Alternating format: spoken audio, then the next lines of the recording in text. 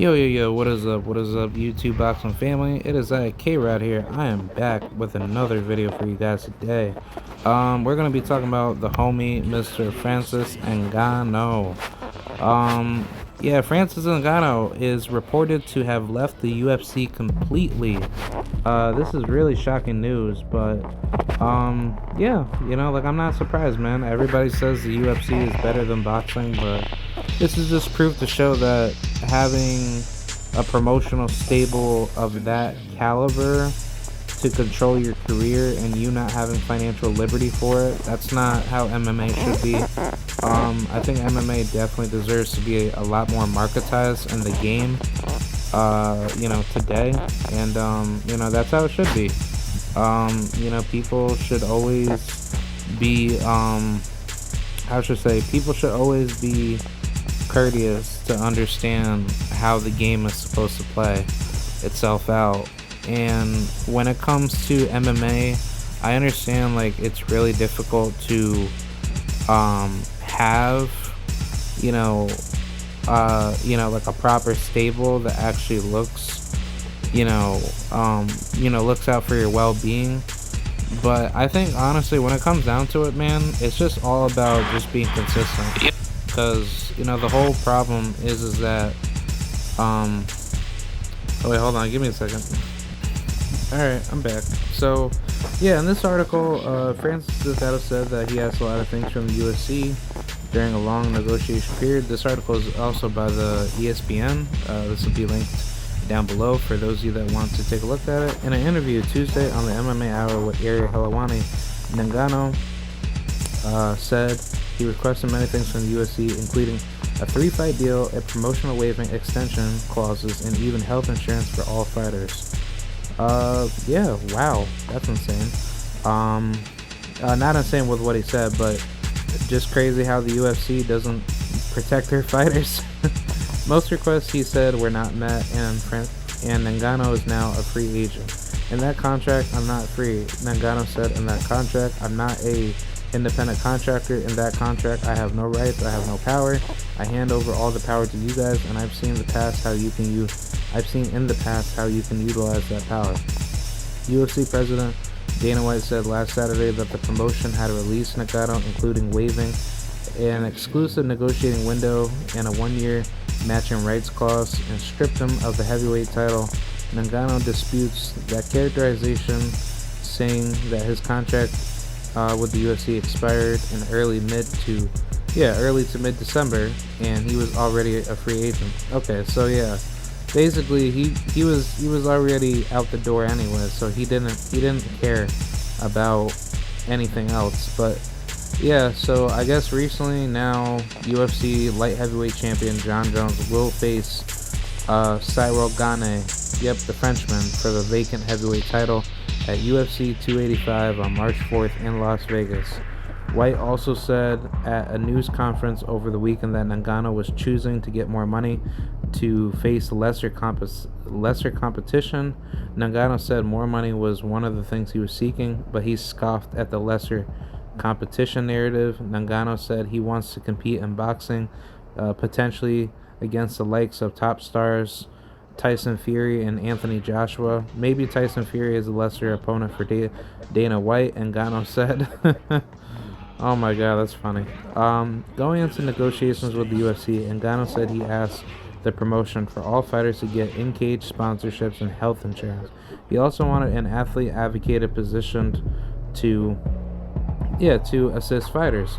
While he knew those are long shot terms, the Cameroonian-born fighter said he believed that he needed to try, he at least needed to try, even though he knows he can pay for his own health insurance at this stage of his career. How about those guys at the bottom? Ngannou said they can't really afford that health insurance. I've been there, so it's something I still carry in my heart. Ngannou, 36, did say the UFC accepted the idea of a 3-fight contract. Ngannou said his thinking was that he could compete in those fights in 15 months of less, with the hopes of fighting John Jones, heavyweight great Stipe Miocic, and maybe Jones again to complete the deal. The sticking point, sources said was that the UFC would not waive its 1-year matching rights clause or exclusive negotiated window following the duration of the contract.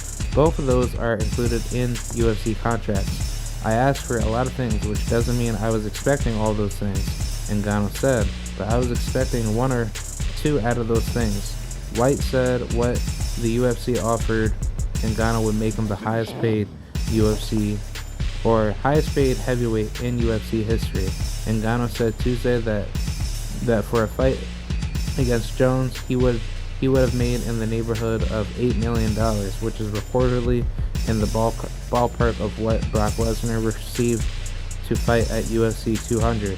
Ngannou said he felt like the UFC had a one-track mind in terms of negotiation, saying he felt he was getting slapped in the face by money and had other considerations as well. Ngannou said he doesn't have a set plan on what's next, but he would like to box and then go back to MMA at some point. He said he'd like to fight as early as July. Right now, he said he has drawn interest mostly from MMA promotions. Ngannou said he is also currently representing himself. He would not rule out a return to the UFC in the future, saying he never really envisioned himself out of the UFC in the first place. I think I just need some respect, Ngannou said. More respect, at least, is very important. I need some respect. I need some freedom. I need to feel like a man, own my freedom, control my destiny, decide what I'm going to do. I don't want nobody to decide it for me. So yeah, that's interesting. My thoughts on this, I think Ngannou, he is in his full, liberty and his rights to believe what he believes. And I think the UFC is very stupid on trying to screw him over. Obviously, we don't know how UFC contracts work because they don't ever talk about how the contracts are, strategized. But as far as what I hear, it's pretty hard to really get fights in the UFC. Like, obviously, it's not true because you can get a fight, but you getting paid, that's the problem. Like, you have a set schedule, you have, the UFC at its highest peak of having good competition, and even when you take a look at it, there's like a lot of things that you have to worry about. You have to worry about, all the state extortion tax that takes out of you, out of your paycheck. You have to pay at least, 20 to 25%, if not 30% to your gym. You still have to pay for your own health insurance, in which, that's what Ngannou said, guys that are at the bottom, you have to pay for your own insurance, which that's crazy. I mean, granted, health insurance in the United States is pretty expensive, but it's like, if I'm working for any company in the world, I should really get my just due in getting benefits. Like, that's not the number one thing that any man, woman, or even young adult or young child should have, because there's never going to be a point in life where you're going to be covered all the time. And that's always the biggest issue, because if you are not covered in your own insurance and you're coming out of your way competing at the high level, that's a really tough task to go by, and it's very dangerous and it's very crazy because you don't know what's going to happen when you get in there. And I would put MMA like at least a step under wrestling, next to boxing, and then after that would be like Muay Thai. I would say Muay Thai is like under MMA, simply because you are getting beat up, but at least in Muay Thai you have a chance to live. But for MMA, like, that's like you getting kicked, like literally on the cage, and on top of that you're getting destroyed while you can't recover. And people say it's better to get knocked out in MMA compared to boxing, because in boxing you're taking a lot of cumulative hits to the head, so therefore your damage that you take in the sport, it's very, very destructive, and it's very, very hard for you to recover, depending on how you come about your your progress as a fighter. But the whole thing is that if you're not able to sustain those punches, and you put yourself in a bad position to get hurt, that's really like the biggest challenge that a lot of fighters go through, because you're not really supposed to really get hit to the head anyway. So I mean, either way, Francis, he's in the right justification to be saying this. I agree with the sentiment. I think he's right out of what he believes, because for one, we were hearing Francis Ngannou wanting to fight in boxing. He wanted to give boxing a shot, and I think it's really good that he wants to do that, but the UFC not allowing him to compete, and then on top of that, he's not able to have his sponsorships to be given to him, where, I mean, it's not like UFC, doesn't give out sponsorships. No, they give out sponsorships, but their sponsorships that they have are very limited to the fighters, and they don't really get any money out of it. And I mean, shout out to, like, I spoke with Claudia, Gadella on this matter, but she didn't really explain it too much in pure detail. But shout out to Claudia. But like, she does have like a point in what she said, saying that the fighters do have like a say in terms of what they want and their financial liberties. But I think honestly, when it comes down to it, I think a lot of things that nobody doesn't want to talk about in the UFC is that you have no financial liberty to control your career. And that's my biggest issue that I have with Francis Ngannou, exposing the UFC on this, because this is something that has been going on for quite a long time now. I think Dana White needs to understand that if you're going to compete with boxing every weekend, you best believe that you should be giving money just as much as boxers are getting paid right now at the highest level. If he did that more to compete with boxing, then I think Dana White, he would be the most respected businessman in the sport. But it's not like that. Dana White, he's a douchebag, and on top of that, he's not giving fighters their just due for financial liberty. So that's my biggest problem with him, because he's putting a lot of fighters at risk of being broke. And on top of that, if you're not giving them the extra money for them to cover all the costs of what they have to go through, then that's not good, man. That's really effed up. And Dana White, he should really be vilified for this, because he's not doing anything good for for MMA right now. And I'm not too sure how Bellator operates, but I'm pretty sure Bellator, they have their pros and cons. But in retrospect, the sport of MMA is a great model to go by. Fight leagues are very good, but what needs to happen is that promoters, like a one world chain, or a one company, like a one man company chain, like a Dana White in this situation, no, that needs to go. Fighters need to become their own bosses. If they had it strategized like that, like PBC, like their model is perfect. You get a guarantee, but on top of that, you make a good crap load of money off the back end. That would be something that would be good for MMA. But unfortunately, it's not like that, because the problem is that MMA, it's really hard for you to get your foot in the door for you to be successful, because for one, you don't have like a backing like a PBC. If PBC got into MMA, you best believe Al Heyman, he would get all the UFC fighters right now.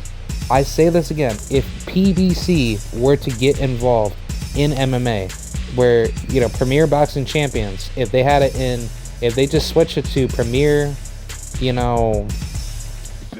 Premier MMA Championship, I don't know, but let's just say Premier Boxing Champions in association with MMA, like if they had it something like that, PBC would be lit. Like PBC on Fox with MMA, oh my god, you could have a PBC card with MMA, like boxing with MMA, that would be lit.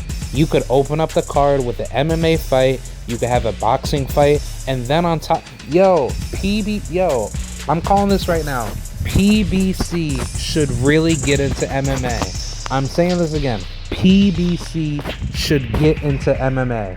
That would be a great ass idea. I think if you had MMA fights along with boxing fights, where you had two different arenas, well, I wouldn't even say like that, but you guys kind of get what I'm saying. Like, obviously, it would have to be two different arenas. Like the fans would have to be there, but the boxing ring would have to be there to the left, and then the MMA ring would have to be out to the right. Because if you think about it, like, yes, I understand that's going to be like a lot of money to try to incorporate a boxing ring on top of an MMA ring, because you would have to have like two different settings. But actually, no, you can do it. Yeah, you can do it. You could have one part of a stadium as a boxing ring, and then the other part of the stadium as an MMA ring, and then you just split it, and then boom. You could say, okay, ladies and gentlemen, boxing's going to be at intermission right now. Here's our MMA section. That would be good, because for one, you could get MMA fights out, out the way, and then on top of that, you could watch boxing on top of that. That would be so good if you could do it one for one.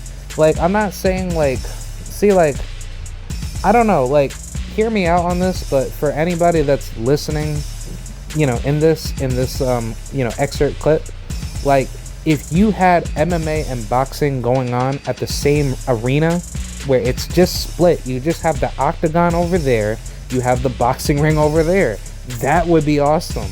You could see both fights on top of that, in which, obviously, to a fan's perspective, people might get really upset watching that, because they'd be like, nah, man, how about this? Boxing can go on for a couple hours. Well, actually, no. Like, I don't know. Like my original idea would be, like, if you had one for one. One fight is boxing, other fight is MMA. And then after MMA fight is over, then boxing can go on, and that would be lit. But if you just had it both at the same time, that would be awesome. You could see MMA and you could see boxing. You could be like, bang. Like, dude, it would be so lit. Like, boxing would be so lit if you had MMA next to it. Like, everybody could go crazy off, off of, the MMA fight, fighting, fighting situations, right? And then boxing would be lit on top of that. Like, you could be like round 7, and then the second round out of 5 rounds is going on in MMA, and everybody would be like, yo, come on man, and the crowd can be raged from like MMA, and then it transpires into boxing. Like, I think it's a perfect idea. I think if PBC, if y'all want to get inside a good marketing tool, I think it's best to try to combine boxing and MMA, where it could just be like a domino effect. One match is boxing, other match is MMA, because what could happen is that let's just say the preliminary fights are going on. You could have it set up just like that, where the card starts at like 2 o'clock, and you could just start with MMA, because people love MMA when it comes to just early preliminaries. So I think what should happen is that MMA, if PBC, if they did it correctly, you had MMA come up first. You got all of their preliminary fights done. And then, let the next couple hours pass by, you have PBC, or you have Top Rank or Showtime, whatever. They could have their preliminary cards go next, after the quote-unquote, specified time frame. And then, after the preliminaries are done, then you go to the main card. Then you have one-for-one fights, which means is that, well, I don't know, like, you could have it on at the same time, or you could just do it one for one, because obviously fans want to see their favorite fighters come on, at one period, at one time frame at a time. But still, like, you get what I'm saying. Like, if they had it set up like that, where both of your favorite fighters from MMA and boxing came on at the same arena, you cannot tell me that's not a bad idea. I think that's a great idea. I think PBC or whoever can pick that idea up right away to do it, they would, that would be lit. And, like, I'm not gonna lie, but I've seen boxing fights happen. Well, no, I haven't seen it personally, but I've seen it on TV where MMA venues do have boxing fights going on, or they have like kickboxing or whatever. So I think it's a great idea. I think it's a great marketing tool to get fighters' names out there faster. And then on top of that, it would keep the promotion alive for promoting a fighter, and then fighters can get more money on the same night. Because on top of that, let's just say if you're on a massive pay-per-view card, let's just say Canelo versus Charlo is coming up, and then you had Israel Adesanya and Alex Pereira number 2. Like, that would be lit if you could combine both of those cards together, where it's just MMA and boxing. That would be, like, dude, that would be fire. That would be absolutely fire. But all I'm saying right now with what Francis Ngannou is saying is that you should be giving me my just due of pay. I think it's a great idea that if Francis Ngannou, if he wants to go over to boxing and he wants to face Deontay Wilder, go for it, man. You want to get that exhibition bread? He should have, you know, full liberty to do it. And all I'm saying is that Francis Ngannou, keep doing your thing, man. Keep going out there, keep putting yourself out there to the world, and I think eventually he's going to get his just due. I think it's good that, you know, he became a free agent at this point, and now Dana White, he's being exposed for his crooked actions, and I hope Francis Ngannou, he gets his just due.